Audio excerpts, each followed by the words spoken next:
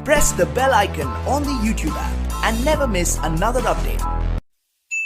नमस्कार विद्यार्थियों, स्वागत है आपका वीकेएस फिजिक्स एकेडमी में। जैसा कि आप जानते हैं कि जो परीक्षाएं हैं बीएससी की या बीए की, वो अब जून में होंगी। सरकार ने निर्देश दिए हैं और जो यूनिवर्सिटी आपके जो विश्वविद्यालय है उन्होंने कॉलेजों से सीटिंग प्लान के बारे में डाटा मंगवाया है। तो अभी से आप अपनी तैयारी, अगर आपने बीच में रोक रखी है तो अभी से अपनी तैयारी जो है आप दोबारा से शुरू कर दीजिएगा। क्योंकि जैसा कि मैंने वीडियो में बताया था, एक वीडियो भी डाली थी मैंने, इससे संबंधित गैप आपको नहीं मिलेगा परीक्षाओं में, क्यों गैप काफी मिल चुका है और सरकार जो है, यूनिवर्सिटियां जो है वो जल्दी से जल्दी पेपर को करवाएंगी, तो बीच में गैप नहीं मिलेगा आपको। इसलिए आप अभी से अपना जो वापस से अपने को जो रिवीजन आपका करना है उसको तैयार कीजिए, ताकि आपके अच्छे नंबर आपको प्राप्त हो जाएं। और अगर आपको कोई प्रॉब्लम हो तो हमें कमेंट बॉक्स में कमेंट कीजिए, उससे संबंधित आपको टॉपिक्स और वीडियोस मिलेंगे।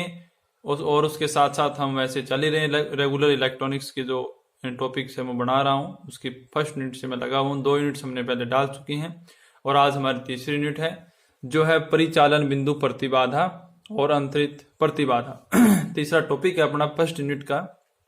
इससे पहले हमने किरचॉफ नियम बताया और किरचॉफ नियम से सर्किट एनालिसिस कैसे किया जाता है वो बताया। अब है ड्राइविंग पॉइंट इम्पीडेंस और ट्रांसफर इम्पीडेंस। काफी महत्वपूर्ण परिभाषाएं हैं आगे बढ़ने के लिए। परिचालन बिंदु प्रतिबाधा और अंतरित प्रतिबाधा किन्हें कहते हैं और किस प्रकार से ली जाते हैं। तो आपको ये सर्किट दिखाई दे रहा है। इस सर्किट में ये एक चतुर टर्मिनल जाल है, या जिसे आप द्विद्वारक जाल भी कह सकते हैं। ऐसा क्यों है? क्योंकि इसमें सिरे तो है 4 टर्मिनल, तो 4 है, 1 1 और 2 2, यानी 4 हो गए टोटल। लेकिन ये दोनों सिरे जो है वो निवेशी का काम करते हैं, ये दोनों सिरे वो निर्गत का काम करते हैं, आउटपुट का काम करते हैं। इसलिए निवेशी और निर्गत के रूप में आप इसे द्विद्वारक जाल भी कह सकते हैं। जो ये सिरा है, इस पर एक जनित्र लगा है जिसकी वोल्टता E1 है और इसमें I1 करंट ये दे रहा है। और दूसरी साइड में यहाँ पर लोड प्रतिबाधा लगी है ZL और इसमें करंट है I2 और जो दिखाया गया वोल्टता यहाँ पे वो है E2। तो ये एक सर्किट का डायग्राम है। अब इसमें हम परिचालन बिंदु प्रतिबाधा कैसे बताएंगे, तो पहले उसकी डेफिनेशन हम देख लेते हैं कि जब परिपथ से अन्य सभी ऊर्जा स्रोत हटाकर, ध्यान से इसको देखिएगा, जब परिपथ से अन्य सभी ऊर्जा स्रोत हटाकर उनको उनकी आंतरिक प्रतिबाधाओं से प्रतिस्थापित कर दें। ये आंतरिक प्रतिबाधाएं कौन सी होती हैं? भाई हम जानते हैं कि कोई भी चालक तार होता है, जैसे हमने बेसिक तौर पर ओम का नियम पढ़ा था, V समानुपाती I, V बराबर RI। और जो चालक तार होता है जिसके अंदर से करंट जाती है, उसमें प्रतिरोध होता है, धारा के मार्ग में रुकावट पैदा करने के लिए प्रॉपर्टी होती है। उसी प्रकार से जब हम एक कॉम्प्लिकेटेड सर्किट की बात करते हैं तो उस प्रतिरोध की जगह हमारे पास प्रतिबाधा आती है, क्योंकि प्रतिरोध तो सिर्फ अकेला होता है, उसके साथ अगर इंडक्टर आपका या कैपेसिटर जुड़ा हो सर्किट में, तो सारे मिलकर जो रेजिस्टेंस पैदा करते हैं उसे हम प्रतिबाधा कहते हैं। तो अगर हम ये मान लें कि जो आंतरिक ऊर्जा स्रोत हटा दें हम, यानी जो एक अपने को निवेशी में रखना है और आउटपुट वाला जो है वो सारे ऊर्जा स्रोत हम हटा देते हैं और उनको उनकी आंतरिक प्रतिबाधाओं से प्रतिस्थापित कर दें, क्योंकि कोई भी जो ऊर्जा स्रोत और चाहे कोई भी अवयव जुड़ा होता है सर्किट में, वो कुछ न कुछ धारा के मार्ग में रुकावट पैदा जरूर करता है। तो उसको वोल्टेज को अपने को हटाना है और उसकी जगह उसका जो रुकावट पैदा करने वाली जो आंतरिक उसकी प्रतिबाधा, इंटरनल इम्पीडेंस जो है, उसको वहां पे हमें रखना होता है, प्रतिस्थापित कर दें। तब निवेशी वोल्टता E1, जो निवेशी वोल्टता E1 है और उसकी जो धारा है I1 निवेशी धारा का अनुपात, वो क्या कहलाती है? परिचालन बिंदु प्रतिबाधा कहलाती है। और ये निवेशी वोल्टता निवेशी धारा का अनुपात, इसलिए इसे निवेशी प्रतिबाधा भी कह सकते हैं। इसे Zin से लिखेंगे और इसका अपोजिट आप जानते हैं, प्रतिबाधा का व्युत्क्रम होता है प्रवेश्यता, तो इसे आप निवेशी प्रवेश्यता Yin से दिखाएंगे अगर आप प्रवेश्यता दिखाना चाहते हैं। तो जैसा कि हमने पहले भी पढ़ा है, ओम का नियम V बराबर RI होता है, R बराबर होता है V बटे I, यानी कि रेजिस्टेंस जो वोल्टेज और करंट के अनुपात के बराबर होता है। लेकिन इस कंडीशन में हमारे पास रेजिस्टेंस की जगह तो प्रतिबाधा है, V की जगह E है और I की जगह तो I1 है ही। तो यहाँ पे Zin बराबर क्या लिखेगा? बिल्कुल इसी प्रकार से क्या लिखेंगे? Zin बराबर E1 बटे I1, और प्रवेश्यता के लिए ये फॉर्मूला अपोजिट हो जाएगा I1 अपॉन E1। तो ये जो Zin है ये निवेशी की है प्रतिबाधा।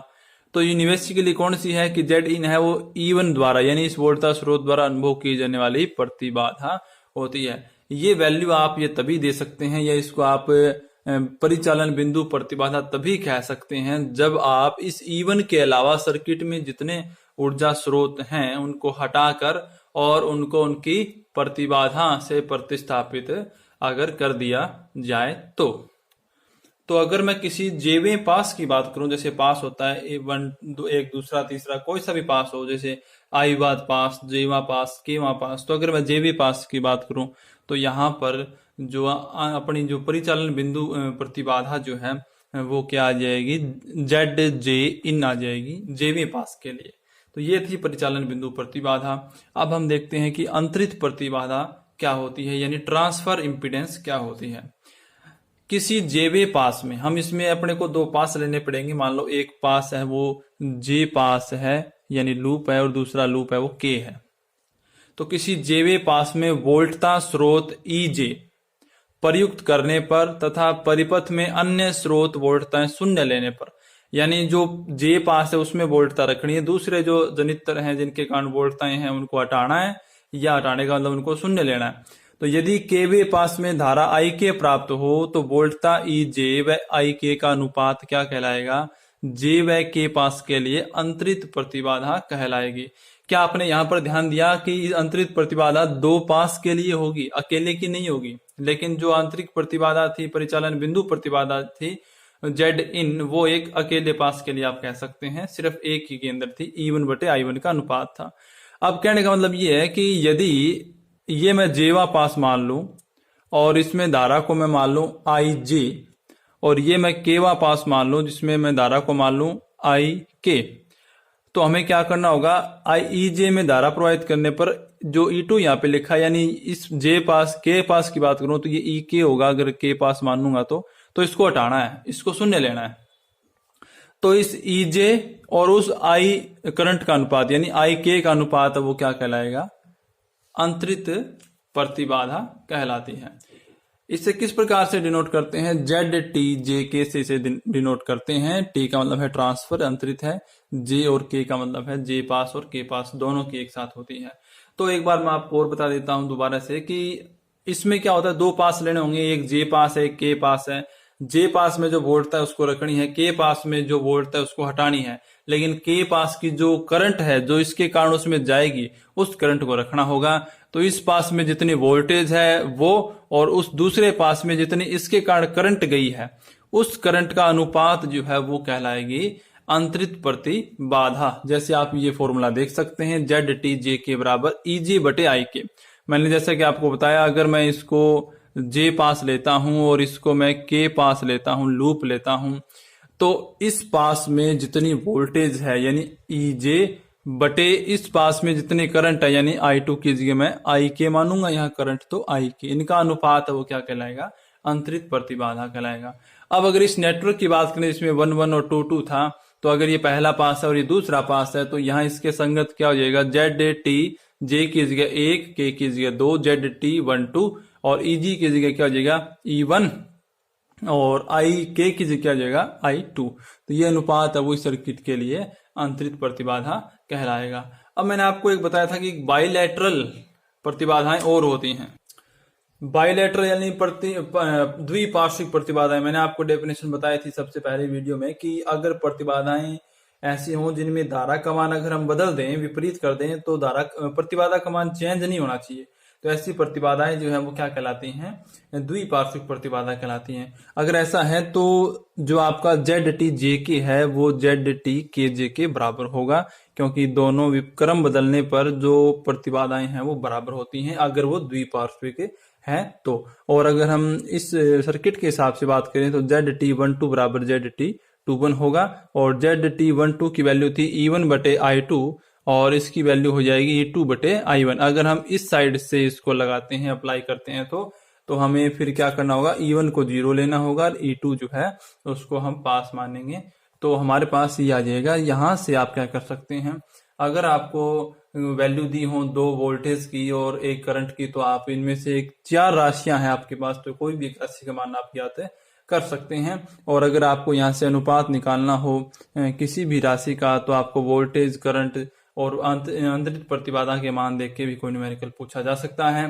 तो ये आंतरिक प्रतिबाधाएं थी। और अगर इनका अनुपात आप लेना चाहें तो वो आप जानते हैं क्या होगा, वो कहलाएंगी अंतरित प्रवेश्यता ZT बराबर 1/y/t।